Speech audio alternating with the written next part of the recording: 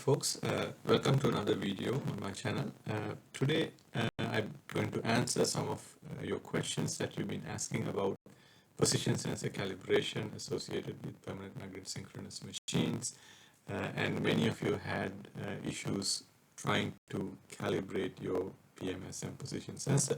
So hopefully this video is going to help you do that, and then get some understanding on the relationship between the position sensor and then the different signals associated with the motor. Now, before we get started, we're going to lay some groundwork, in trying to understand what we are trying to do here, and then maybe setting some definitions to make sure we properly calibrate your sensor.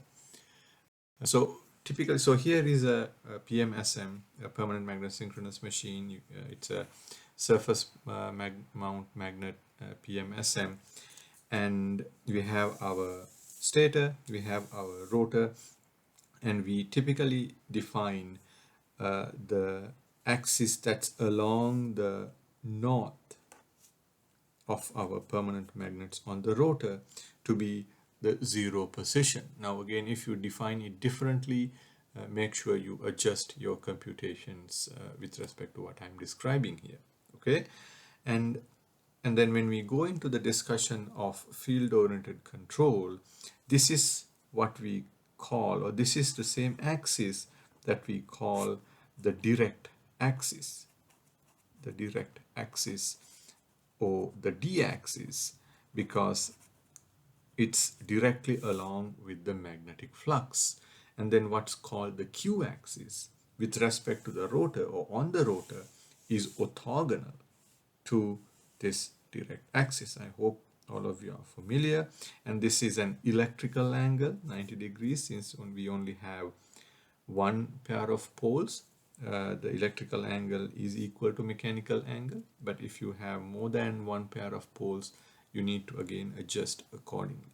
Okay, and so you do need to understand this foundation first.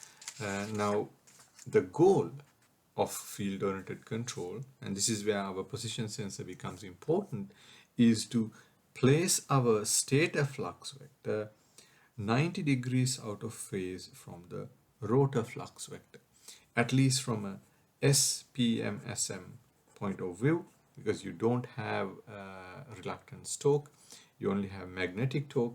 Placing this stator flux vector orthogonal to the rotor flux vector will generate optimal torque, because we know that in our previous videos, TEM is K times the cross product between the stator and the rotor flux vectors. Okay, hence maintaining this 90 degrees angle will give you the optimum torque output. Now, for us to place our stator flux vector, we need to know where our rotor flux vector or our permanent magnet, how the permanent magnets are oriented. Okay, but before we get there, the goal of field-oriented control is to place the stator flux vector with respect to the rotor flux vector, and for that we need to know where our rotor flux vector is at. Okay, all right, so now since we need to know where our rotor flux vector is at, we need a position sensor. We have a position sensor that gets mounted onto the rotor, and sometimes depending on the technology, you will have part of the sensor on the stator, part of the sensor on the rotor, and then the relative motion will tell you your orientation of your rotor with respect to your stator. Okay, so with respect to the stationary frame, how many degrees have the motor rotated, right? So for example, if there's someone observing externally, right, as the motor moves, the sensor will tell you, okay, it has moved by this much angle. Okay, so that's the goal of the position sensor. And when it comes to position sensors, in most of the machines that we see these days, you have what's called the mechanical angle and the electrical angle. Okay, meaning if you are to look at the mechanical angle, it'll span for one revolution of the rotor shaft rotation, that will be 360 degrees mechanical. However, when you look at the electrical angle, right, you're going to see that it depends on number of pole pairs. So here is an example that shows that electrical angle converted into set of different intervals that indicate each electrical angle. So the mechanical angle converted to electrical angle. So in this case I have 5 pole pairs. So each of these small intervals shows one electrical cycle, meaning going from a north to a south. Okay, and if you go into one of my other video playlists, I have discussed this topic quite in detail. So that's the other important point that you need to know when you start calibrating your position sensor. Now the next concept that you want to get yourself familiar with is the relationship between phase-to-phase voltage and phase-to-neutral voltage. Okay, because if you look at a certain motor, and if you're rotating that motor in clockwise direction and you're monitoring phase A to neutral voltage or the back EMF, and then phase A to B back EMF, you will see that the phase A to neutral back EMF is lagging by 30 degrees, 30 electrical degrees with respect to the phase-to-phase voltage. Okay, phase-to-phase voltage, and this is important. All right, because not a lot of you will have access to your neutral point on your motor. If you do, you can easily measure the phase back EMF, but if you don't, you're gonna want to measure phase A to B back EMF. So when you do that, you will need this relationship to calculate your position, rotor position sensor offset accurately. Okay, so that's the goal we are looking at. The discussion for this discussion is for calculating your position sensor offset. So you'll need to know that offset. Okay, so depending on what voltage you're measuring, you'll need to consider the difference that you'll have to add or subtract depending on the direction of consideration. Okay, so here we are looking at the phase A back EMF. If you're using phase B, again that's going to be different. So just keep that in mind. Now, so when we have these position sensors, we just mentioned earlier the calibration. So the goal of the video is calibrating your position sensor for a PMSM application. And like we discussed earlier, the goal is to place our stator flux vector orthogonal to rotor flux vector. Now, in the first case, you can see that I have my position sensor 0 aligned with the rotor position. So as this moves, as the rotor moves, the measured position is only going to increase, showing the exact position of my rotor because it's mounted. The position sensor is aligned, the 0 of the position sensor is aligned with the rotor flux vector. Okay, and more often what you see is that aligning your position sensor 0 to the rotor flux vector is very difficult. It's laborious, it's time consuming. So often what folks do is they tend to mount your sensor and then you go ahead and calibrate what that offset is. Okay, because even though they have an offset, since the sensor is mounted on the rotor, they are going to move together. So this offset remains constant. So as long as you know what this offset is, you can actually correct for the offset, and now you know exactly where your rotor flux vector is at. Okay, so this misalignment is what we need to properly calibrate so that you can apply your stator flux vector properly. If you don't do that, your stator flux vector will be off, resulting in non-optimal torque. Okay, so that's why we want to make sure you have your proper offset calibration for your sensor. Now, there are different calibration strategies that are in literature, and I'm just highlighting some of them here, and I have a couple of publications. There are some common methods that are known, which is the back EMF based method, and that's what I'm going to address in this video, how you can calculate, how you can calibrate your offset based on your back EMF. Okay, there are different strategies that you can use, and then you can look up these strategies at your convenience. Okay, all right. So when you are looking to calibrate your position sensor offset using the back EMF based approach, you want to first make sure your phasers are open, they are not connected to any other circuitry or inverter. Okay, because you might have back EMF generating, and those that could be distorted, or it could damage your circuits that are connected, right? And then you have to rotate the motor with an external device. If it's a dyno or a drill, make sure your speed is regulated fairly accurately, I mean relatively accurately, so that you have a good enough of a smooth position signal. Otherwise your position signal will have some nonlinearity. So you want to have a very smooth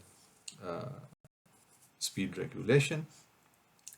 And while you're operating at this constant speed, you will want to measure your position sensor signal, meaning you now need to power up your sensor and measure the signal, and measure either phase A to neutral back EMF, or phase A to phase B back EMF, one of those two. Okay, so you only need one of those two to compute your position sensor offset. All right, so now we want to focus on first what is this we are trying to calibrate, and then how do we relate them to what we just discussed in terms of the D axis and the Q axis, right? So that's what we're trying to understand next. So we'll first go try to understand these relations, and then we can discuss what or how we can do the offset calibration with some experimental data that I have. Okay, all right, so I took the liberty of drawing up some of these diagrams firsthand so that it won't take so much time.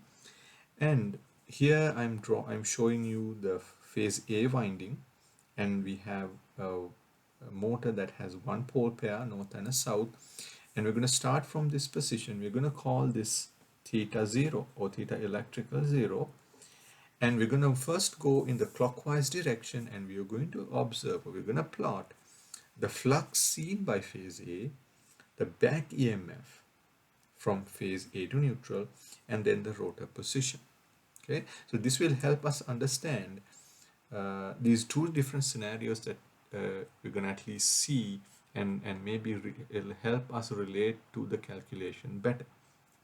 Okay, so now here at this instance, you can see that since the flux is flowing through from north to south, along the winding there's no flux at all, right? There's no flux, magnetic flux from the rotor in that direction. So flux seen by phase A is 0. Okay, flux seen by phase A is 0. But as this is moving, right, as the rotor is moving in that direction, since there's no flux in this direction and there's some flux component, as you get to this alignment, the rate of change in flux is much higher, is actually at the peak. Okay, and in that instance, so that is why you'll see that your back EMF is at its peak during this instance of movement. Okay, this instance of movement, your back EMF is at its peak. And then as you move along these different positions, what will happen is now in this orientation at 45 degrees, you're going to see medium amount of flux. And then as you go to 90 degrees, you're going to see the peak flux amount.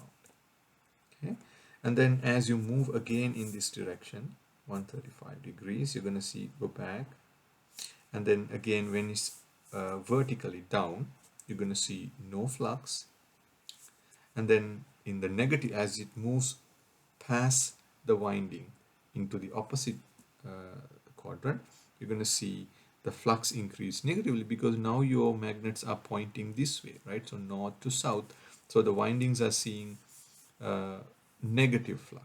So that's why you're going to see something like this. So again, it's going to peak and it's gonna go back. So if you are to draw this, what you'll see is that it's gonna look like a waveform like this, almost sinusoidal. So I'm going to try to draw it as sinusoidal as possible. So it's going to look like this, right? And then when you look at the back EMF, you'll see that the back EMF peaks here, but as soon as it comes to this 90-degree position, here you actually have most of the flux pointing. So as it moves, the rate of change in flux is very minimal. You don't see much of a change. So your EMF induced is very small, or the change that you see is small. So it goes to zero. So likewise, what you'll see that your back EMF, the rate of change of flux, is actually going to be a waveform that is always 90 degrees out of phase from your flux density, So here you're gonna see go back to zero and come back up. Okay, so again, this is clockwise direction, right? So this is your back EMF, this is your flux density. Okay, and now since we are moving in the clockwise direction, guess what my position signal is going to look like? If this is theta e 0 position, this is going to be starting at 0 and increasing at a constant slope, because we are moving at a constant speed, right? It's going to increase linearly at that rate. Okay, so I hope all of you are clear on this in the part about the clockwise direction, because next we're going to look at counterclockwise direction. Starting at the same position, what will happen if you move in the counterclockwise direction? Okay, counterclockwise direction. So in the counterclockwise direction, what you see is that as you move in that direction, the flux seen by the winding, initially at the beginning, flux seen by the winding is 0, right? It's the same.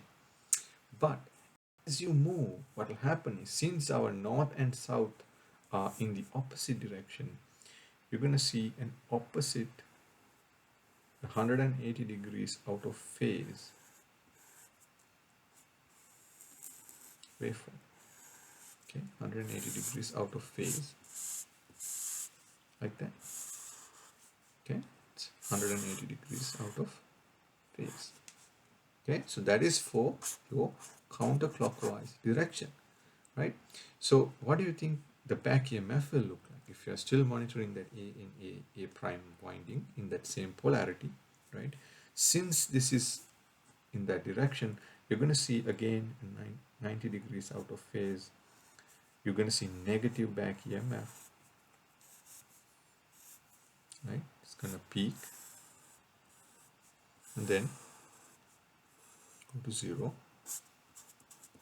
like that. So that's for your counterclockwise direction. Okay, now if you are looking at your position signal, what do you think you're going to see? Your position signal is going to be negatively increasing, right? Starting at 0, negatively increasing, linearly increasing negatively.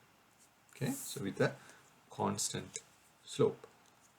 All right, so this relationship is actually very useful for us, because this tells us the relationship between back EMF and your flux density, your magnet flux density, because what we care about is identify, because back EMF is something that we can measure, and if we can measure back EMF, we can tell exactly where our magnets are oriented, right? Where our magnets are at, where does it peak, and if we know where our magnetic flux peaks, we can clearly find the relationship between the rotor position and the magnetic flux peaking, which is this along this orientation, and that happens when the uh, permanent magnets are right through the windings, right?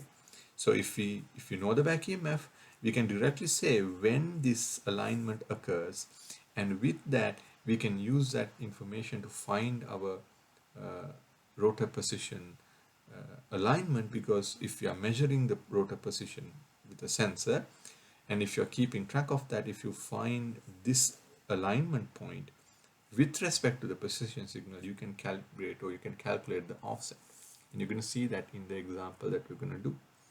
Okay, all right. So that's a brief explanation of what's happening here. Now, one thing I do want to point out is that in this scenario, we assumed theta e is equal to 0. Right? You're starting at theta equals 0 position, or the position sensor is aligned to this point, right? But what if you had an offset, right? Let's say you start with an offset of 30 degrees, right? Your sensor has a constant offset. So from here onwards, this is going to increase in the clockwise direction. Okay, so for the clockwise direction, this is only going to increase, right? But what about counterclockwise direction? For counterclockwise direction, what will happen is, actually that's the tricky part. For counterclockwise direction, if you think about it practically, it's going to decrease, right? Meaning it's going to go like this, right? But since we have the zero index that's actually clearing this out, what you'll see happen is that it's going to start, if this is delta, it's going to start after 360, and it's going to increase. Okay, that's what you're going to see happen. Okay, this is where a lot of folks get confused with the clockwise and counterclockwise direction. It starts 360 minus delta, and that's how it moves. Okay, so keep that in mind when you try to calibrate in the counterclockwise direction, but we can actually essentially calibrate in the clockwise direction. So that's what we're going to see next. Okay, all right, great. So here we have some experimental data, and here you are seeing the electrical position signal. Okay, and you can see my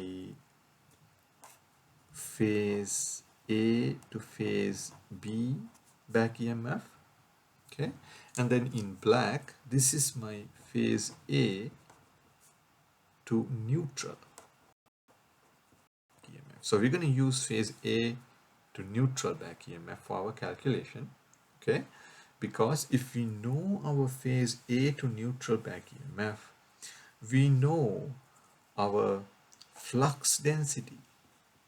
Flux density is going to be right behind by 90 degrees. So you have the flux density waveform lagging by 90 degrees.